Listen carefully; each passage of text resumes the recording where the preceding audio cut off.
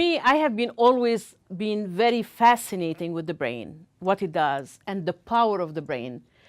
The power of our brain is actually limitless. We barely use maybe a fraction of 1% of our brain. Maybe as a psychiatrist, maybe because I studied the brain and how it can affect our lives, I have been always fascinated with it. So I wanted to share some of this information with you today, and maybe you will understand my fascination with it. We all can become caterpillars that after a while become beautiful butterflies. And the caterpillar to a butterfly doesn't happen overnight, and it doesn't happen without challenges. But look at the result, look at the beauty, look how it's all worth it. So the first thing I want to ask you, how many of you met someone, for example, or heard about someone that won the lotto and had $100,000, but the only thing that they could think about is how much tax they're going to pay? Or someone that graduated from Harvard with honors, and the only thing that they could think about is that it was a gloomy day, forgetting that the graduation, forgetting Harvard, and they get stuck into that. Why? Because there are reasons why the brain gets stuck into negative mode, like we saw in the video. It's because we have fears. Our negative thoughts are rooted in fears. And the fears that we have are either fear of rejection, fear of embarrassment, fear of ridicule, fear of disappointing ourselves or disappointing others. So we get stuck in these negative thoughts that we are. The funny thing is, like, what we believe we are is what we become. What we think, we feel. And what we feel, we think. We need to remember that we see the world as we are, not as the world is. Everything is based on our own perceptions. And we're going to talk about our perceptions and where they come from. So the first thing that we need to understand is emotions are based from motion. Emotion, E is for energy and motion. And why we get stuck? Because we are actually, in our brain, we have this cognitive behavior where we get stuck in negative more than positive. For example, a long time ago, they used to have the little elephants when they're born. In order for them not to run away, they used to put a little rope around their front leg so they won't go away. So the little elephant will actually start resisting and resisting. But because they were little and they didn't have any strength, actually they could not move from that rope. So they just give up, and they know that they're not going to move. So even when they grow, and we all know how big the elephants grow, and they have all this strength, but they do not try to get rid of that rope, and it's still that thin rope, because they still, in their mind, they have this idea that they cannot do it. So they get stuck into that negative thinking. Hopefully they don't do this practice anymore. So why do we fear? Our brain are programmed on looking at the negative, not the positive. By default, our brain goes to the negative side rather than the positive side, because the positive side takes a lot of more work than that. So we need to start learning that we need to live by design and not by default. And why do we do that? Because, unfortunately, our brain, since the caveman, did not change, never changed. It stayed the same. So we have a tendency to look at danger and threats rather than looking at opportunities. So everything around us that the brain picks as a threat.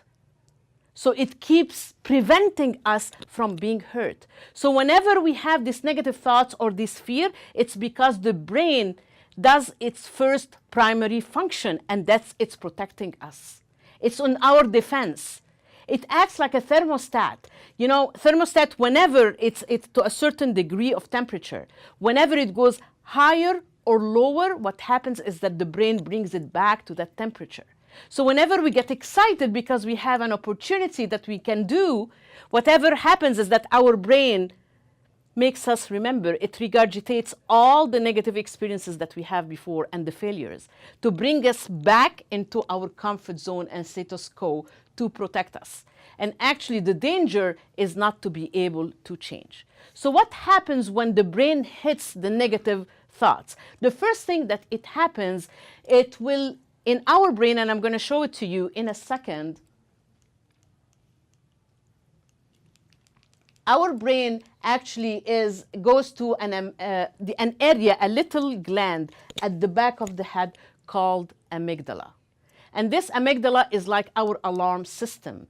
The minute it perceives, and the emphasis here is on perceives, a danger, it sends alarm to everywhere and it hijacks the blood flow.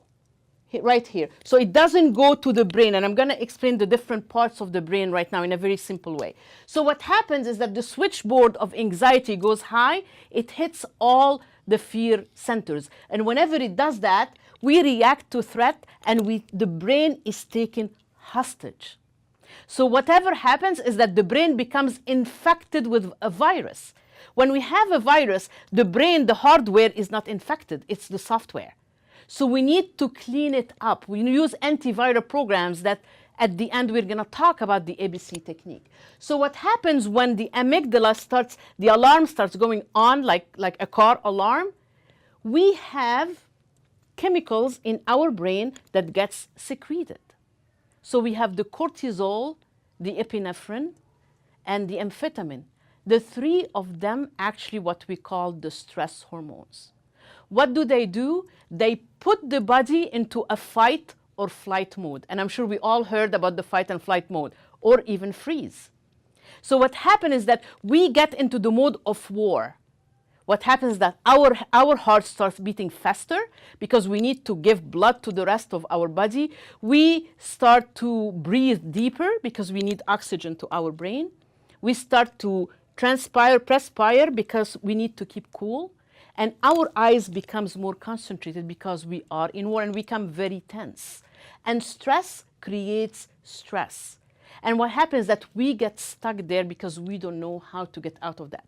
What happens is that when we have stress, it's like we have our pedal on the brakes and we cannot push the gas anymore. So that's why we get stuck, because the brain is trying to actually protect us, like since the caveman.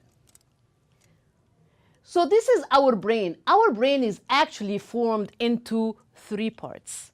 The caveman part is like this part of the hand. This is what we call the reptilian. And this is the very primitive brain. This is where the fight or flight happens. And then we get the second part that we developed later on. And this is where we have short memory and the emotions. And then the third part is, it's like a golf club. The head is like the first brain, and then if we put like a sock on the head all around it, that's what becomes the mammalian brain. And then we have, if we put a helmet, that becomes the neocortex, or basically what we put on top of the neocortex where we think. So the brain, like I was saying before, this is the amygdala. This is the little thing. This is the alarm that we have in our brain. So our brain finds focus in whatever we need it to find. And that's why if we think negative, we look for negative things, this is what it will find. But if we look for positive things, this is what it will find. And this is the reason why we should stop thinking about negative thoughts. Or what we don't want, we start thinking about what we want. For example, if I keep telling my brain, I don't want to eat sweets. I don't want to eat sweets. I don't want to eat sweets. The brain, conscious and subconscious, does not know the difference between negative and positive. So all what it hears is sweets. So it will require to eat more sweets. And that's why we need always to think about what we want, not what we don't want. And that's why the brain it's like a digital thermostat that will take us wherever we are. And the brain is a muscle, so it's like the triceps. The more we do curls, the more we develop our muscle. That's the same thing with our brain. Whatever happens, whatever we think, and we keep thinking, like if we complain a lot, what happens is that the cells of the brain keep connecting each other on negative thoughts.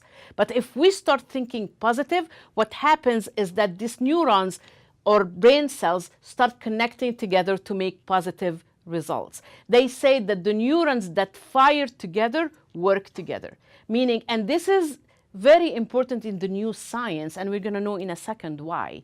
And that's why we need the more positivity that we put, the more positive results that we get.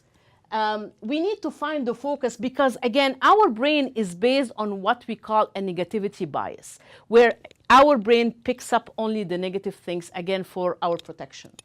Why do we actually go more default for the negative than the positive? If we remember, since we were kids, our parents, our teachers, if you go to churches, like, be aware of this, don't do this. So we actually grow in a limitation, a culture of limitations. We believe that to be happy, we have to pay the price. I come from a culture where when we laugh, we say, oh, I hope nothing bad is going to happen. It's like everything has a price. Whenever you laugh, whenever you're happy, you have to pay the price for that. And that's why we have this limitation. And we need, in order for us, the brain is conscious and unconscious. And as we know, there is right and left hemispheres. And that's why we need to always know that if inside of our brain we do not change, we cannot do it on the outside. And that's why we need to have harmony between the inside brain and the outside brain. We have two different lobes in the brain. We have the left one and the right one. Actually, the left and the right. The left is more of the analytical one, where it's very abstract, it has math and science, and it also has the language skills. Versus the right side that is artistic, impulsive, body language. It has basically our artistic and our curious side of creativity that we have. We always have a fight between both. We are prisoner of the tug of war between both of them. One half of our brain wants us to be like free and curious and adventurous and go for the unknown, and the other half is trying to keep us in status quo or in our comfort zone because it wants to keep us protected. They used to think that our brain is either thinks on the right side or on the negative or on the left side. Actually, the new neuroscience finds that the more you engage the whole brain together, the better for you. Like if we remember, she said in the video before, she said that even when she gets a positive paper, she still is stuck in the negative. And I remember that. I remember when I first started training a few years ago, I would have a room full of 50 people. And I always read the evaluation at the end. So if one evaluation out of the 50 will have the air conditioning in the room was cold, for example, and it has nothing to do with me, I will obsess with that remark forever. And I will forget that I have a 49 positive comments. And I realized that what I was doing, I was concentrating on the 5% negative and forgetting the 95% positive, which was a total injustice for me. And I looked around me and I found that all the people, actually most of the people, concentrate on the 5% they don't have and forget on the beauty of the 95% that they have. A simple switch of the brain on how to look at things can actually make us look at things in a more positive way. So this is neuroplasticity. It's a new neuroscience.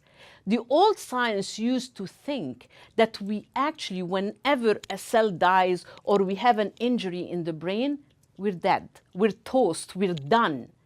The neuroplasticity or the neuroscience actually, it found out that the cells can actually regenerate by itself and chunks or bridges that injury area and make more networks to go to the brain and to eliminate the brain. It's exactly like a bypass surgery in the heart when they shunt that part and they bypass the infected part, and after that things become normal. The brain can do that.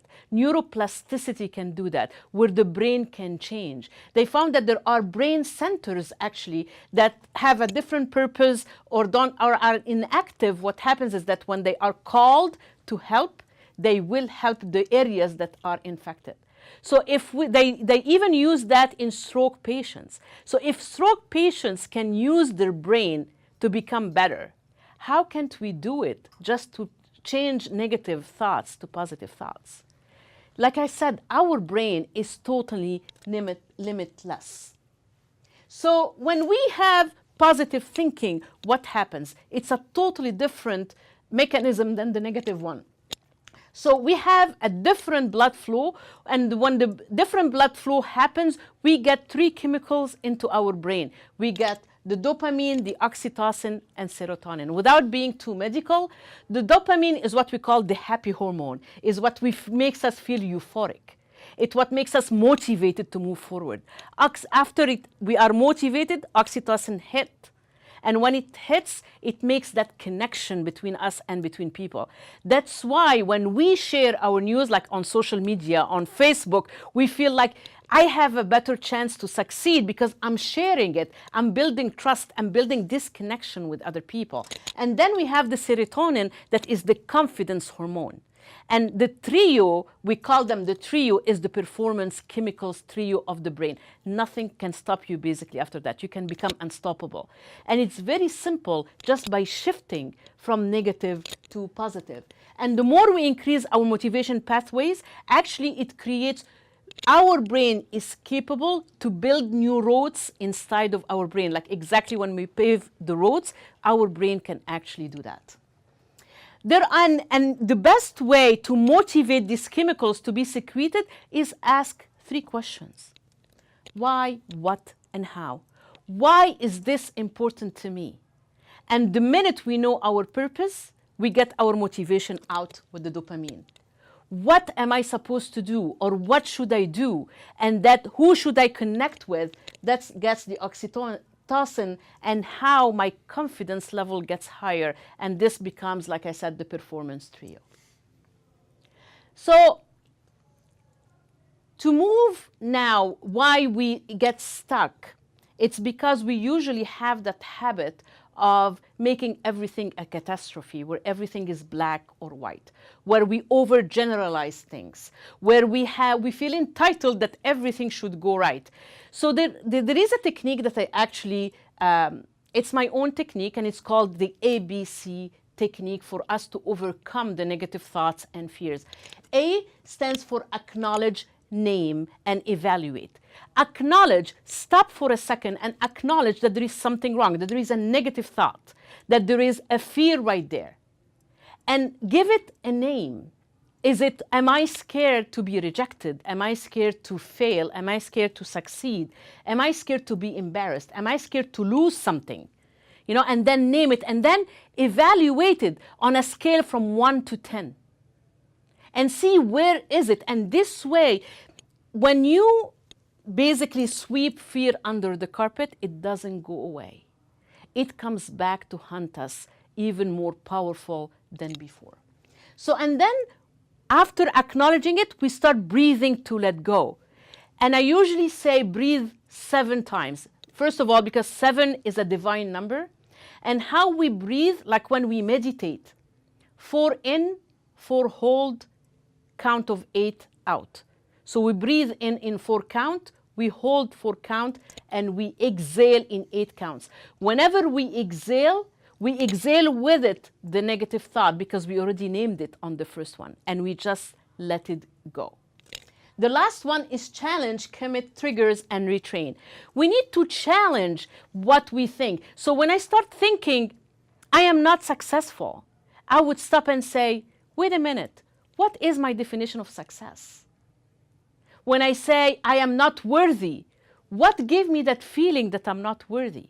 Like if I have a phobia of planes, I will say, you know what? How many accidents have you seen from a plane? And what's the percentage of accidents that happens in cars? Challenge whatever fears and negative thoughts that we have, no one said it's going to be easy. Nothing happens overnight. It's one foot in front of the other, and it's one step at a time. And we need to be committed to this to gain our life back. Again, we cannot have our life by default, but by design. So this way we can retrain our brain to look at things in a positive way. And there are easy ways to do it. The easiest way is that every morning write one thing that you're grateful for. Even just getting out of bed. And every Sunday at night, look at 7 things that you're already grateful for this week. At the end of the month, you're going to have 30 things that you're grateful for. Gratitude changes the chemistry of our brain. Gratitude gives us the happy hormone, the dopamine, the serotonin, the oxytocin, the performance trio. Also, the power of visualization, because what we see in front of our brain is what our brain tries to attract. The more clear our vision is, the more our brain will help us achieve it.